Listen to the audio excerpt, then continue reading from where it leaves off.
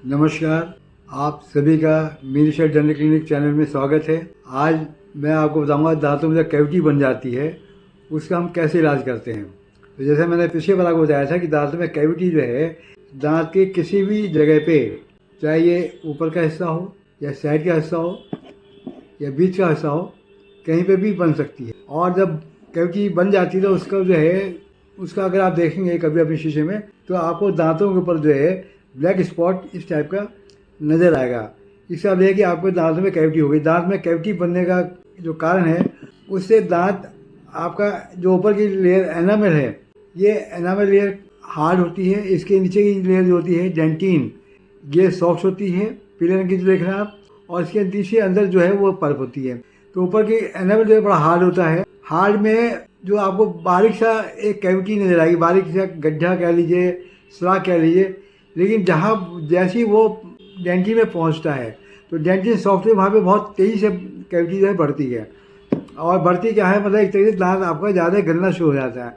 तो हम क्या करते हैं, जैसे आपने ऑब्जर्व करा कि कोई कैविटी या ब्लैक स्पॉट बना है तो हम उस ब्लैक स्पॉट को जो है ड्रिल से पूरा साफ कर देते हैं।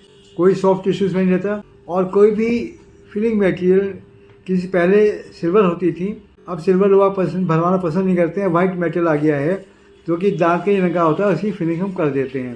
तो ये मैं यहाँ पे ये बताना चाहूँगा कि जैसे जैसे कैविटी जो है आपकी नीचे पहुँच रही है उसी हिसाब से आपके दांतों की सेंसिटिविटी भी बढ़ती जाती है। दांत में ठंडा पानी का लगना, दांत में गर्म पानी का लगना, ये बढ़ जाता है। और अगर आप इसको नहीं ठीक कराते हैं तो ये अल्टीमेटली पल्प से आकर के मिल जाती है। और पल्प मिल जाता है, हमें उस दांत की रूट कैनाल करनी होती है।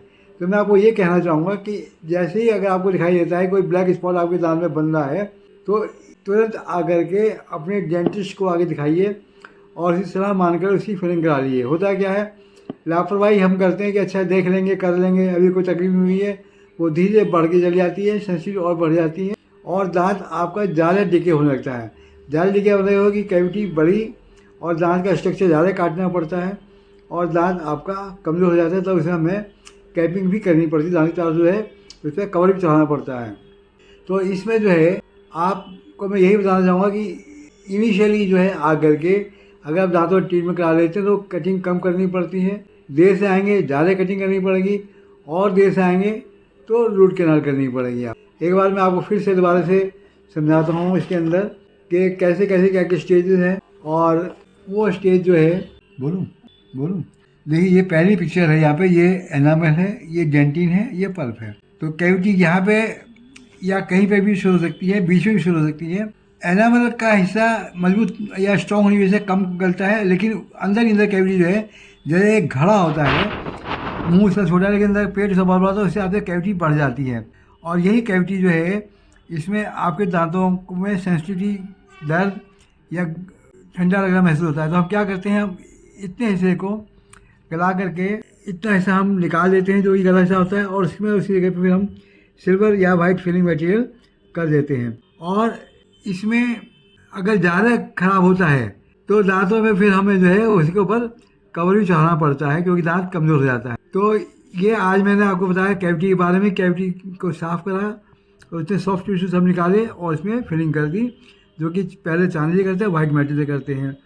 अब अगर कैविटी जैसे ये दूसरी स्टेज हो गई, बढ़ती जा रही है, ये तीसरी स्टेज है, ये यहाँ पे आके पल्प पे आ गई। अब यहाँ पे आकर के पेन बढ़ जाता है, तकलीफ आती है और ख़ास तौर से अब मरीज़ लेटता है, रात को सोते हैं तो पेन बहुत बढ़ जाता है और नींद नहीं आती। तो इस केस में जो है हमें रूट कैनाल करनी पड़ती है। रूट कैनाल का मतलब है कि हमने ये इन्फेक्शन कैनाल का हो गया, इसको साफ़ करके तब इसी फिलिंग करते हैं। ये मैंने आपको कैविटी के बारे में बताया। अब ये कैविटी डीप हो जाती है, जब नस के पास पहुँच जाती है, उसको रूट कैनाल कहते हैं। रूट कैनाल कैसे करते हैं, उससे क्या फ़ायदा है, ये मैं आपको अगले एपिसोड में बताऊंगा। आप सभी का बहुत बहुत धन्यवाद।